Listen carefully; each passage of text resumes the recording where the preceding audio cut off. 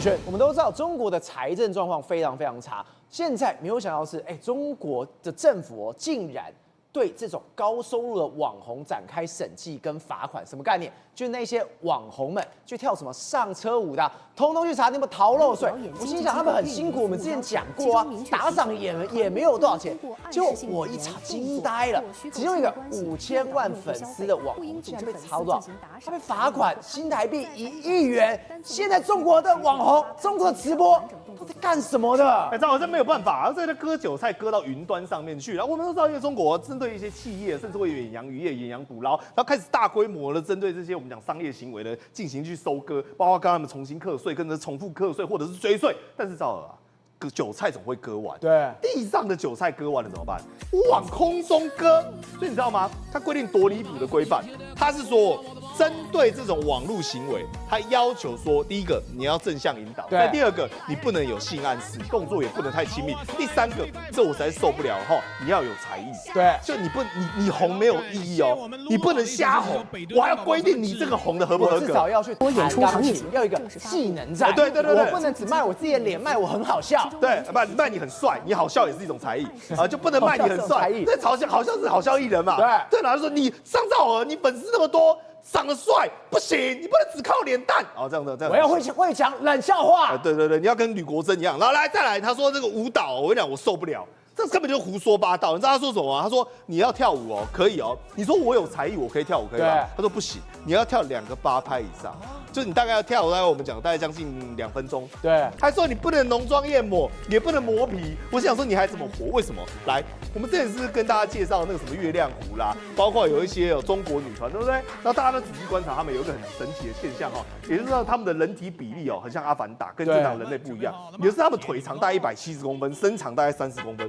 就是腿都拉得很长啊，像这种来照全部都违规了，有滤镜的，对，不行有滤镜，对，也不能磨皮，不是，那它等于是这件事情到底有多夸张？来，我们可以看到这一张，这是原本这张照漂漂亮亮，对不对？对，很可爱，这一定是吴正峰的菜，结果他没有滤镜。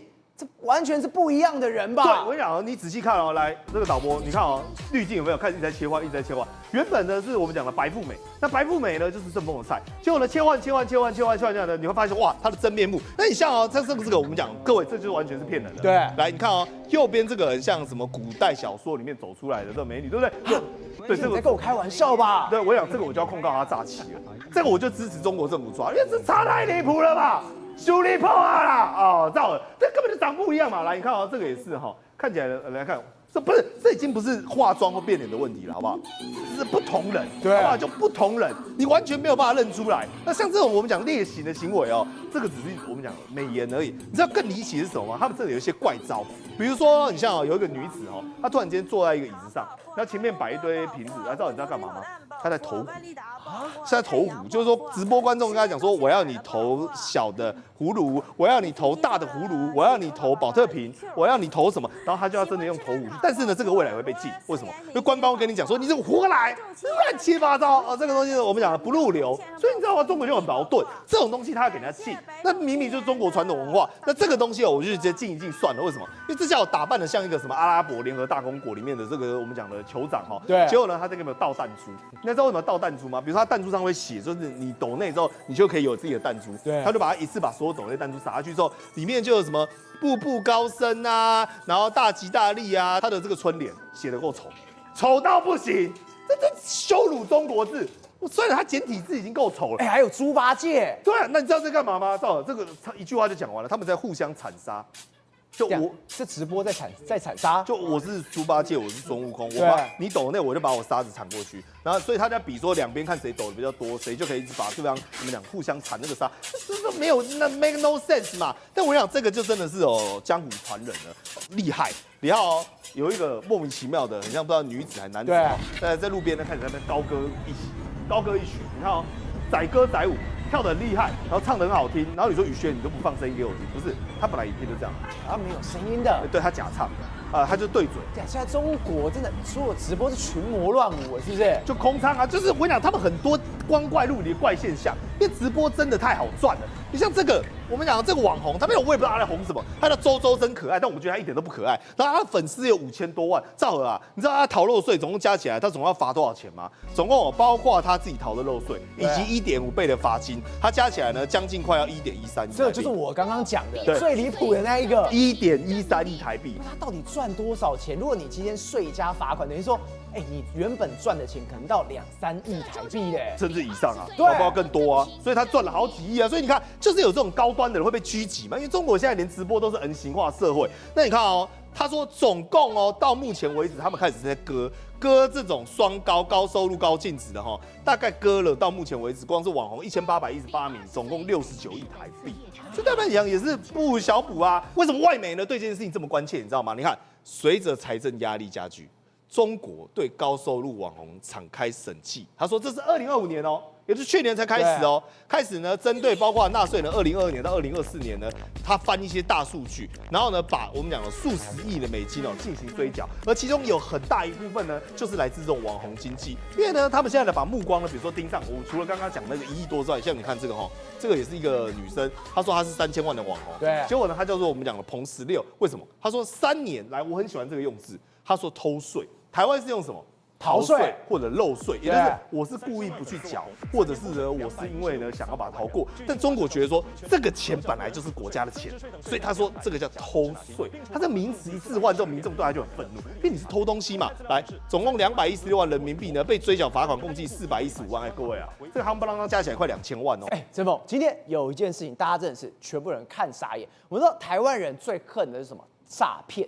你诈骗之后，台湾的司法一定要给他一定的惩罚在上面，不能让他们太嚣张。你有没有想到，之前88会馆的主嫌郭哲敏，他洗了好几百亿，赚了好几十亿的人哦。结果他被抓完之后，他被放了，对不对？被放了之后，他今天去开，没有，今天传出他开了庭的时候，竟然嚣张到拿律师的手机在庭上，法官在开庭的时候。给我看不雅片，太离谱了啦！这个我跟你讲，我听这么久有那种被告骂法官，有被告呛检察官，有被告丢麦克风、丢水的，我没有看过被告当庭在看 A 片啊，太离谱了，这太扯了，凶悍嘛！而且他共犯是谁？律师啊。律师给他看的，律师的手机拿给他看。没错，我跟你讲，被告，这个被告，我们还是要说明一下这个被告是谁。他是很有名，就你刚刚讲88会馆的祖先，他洗了218亿，获利35亿元。你知道他一审被判多久吗？11年8月。对，所以他上诉2审的时候，他应该要很紧张。对，所以他应该要很认真的在准备应讯，对不对？没想到那个他。去年底在开庭的时候，高院开庭的时候，他很认真的在准备，法警就很好奇，想说他在准备，他在看什么？就一看，发现他的手机居然有妖精打架的影片，很傻眼呐、想说你不是要准备应讯吗？对，那法警就吓歪了，赶快跑去跟法官讲。法官当场炸裂，他说：“我在开庭这么神圣庄严的法场，你居然在给我看不雅片！”要求记名笔录，对，记名笔录下秘书，你怎样？就给我写起来，写起来。对，我跟你讲，就会变成什么，知道吗？量刑参酌的依据。而且你就想说，不对，郭哲敏他不是被羁押禁见吗？他为什么有手机啊？律师给他看的，对，这个律师还当过检察官，所以他完全知道法庭的秩序是怎么样，但他还是给他看。不是这样，我越听越觉得很奇怪。今天他被判了11年多，照理来说他应该要装得非常，非常不好意思，我有悔意，我要跟当事人做和解或者怎么样。但他今天是完全，我就是要这样演给你看。对。我也知道会发生什么事情，我根本是藐视司法了。他就看不起你嘛！我跟你讲，他从一开始侦查到现在，他其实在整个司法的诉讼过得还蛮优渥的哦。什么叫优渥？我跟大家说明一个事情，他当时一开始你知道他原本逃到泰国嘛，被押回来，对不对？押回来之后，当然因为你有逃亡之余，我就羁押。羁押的时候，我跟大家说明一下，他每天我听说是这样的，每天去申请绿箭。因为羁押禁见你谁都不能见，你只能见谁？律师律师嘛，对所以他就每天申请律见。那有人就觉得很奇怪，你那刚我这怎样也是偷人？因为通常律见一次一个上午哦，就大概2万块啦，对行情大概2万块。对，那他是一整天哦，所以早上加下午就是4万块嘛，对对不对？听说他整个羁押期间大概4个月哦，每天都在律见啊。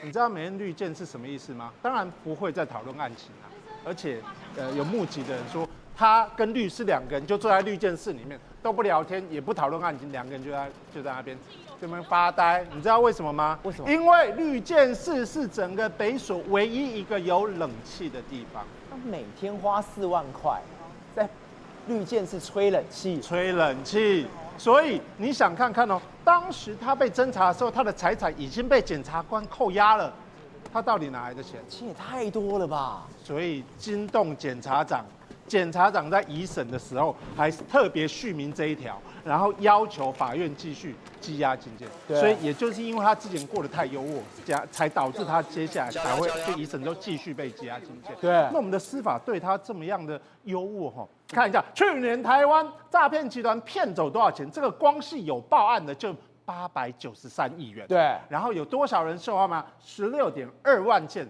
案件。那从以前到现在，台湾总共有180万人受害啦。意思就是说，每13个台湾人之中就有1个受到诈骗。我身边也有很多人被骗呐。对，好，那你就知道台湾其实很多人受到诈骗，我们才会有打诈专法嘛。打诈专法就是要提高刑度啊。那你知道吗？我跟大家报告一下哈，我们台湾判就对诈骗集团判6个月以下的大概只有大概高达43%啊。对，那判超过3年以上，你猜有多少？